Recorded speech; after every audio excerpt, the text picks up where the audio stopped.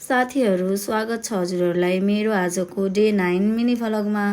साथीहरू मैले चाहिँ हिजो हैन अनि मेकअप गरेको थिएँ कि टिकटक गराउनको लागि। मतलब अब त्यस्तो उचाइ हैन, अब हल्काकै त्यसलाई फाउन्डेसन लाउँछु भनेर लगाएको। बिर्को खोल्न पनि जाने नजु, अनि किन यस्तो छ भन्छु त लास्टमा बिर्को खोल्नै जाने रहन्छ। अनि त्यसपछि फेरि खोलेँ, अनि पछि भयो। हेरेँ मैले कसरी लगाउँछु कि लाउन त खासै आउँदैन, त्यही पनि हल्का फुल्का के गर्नु राम्ररी बन्दिम न त भनेर अनि ट्याक्क पारेर लगाउँदै थिएँ।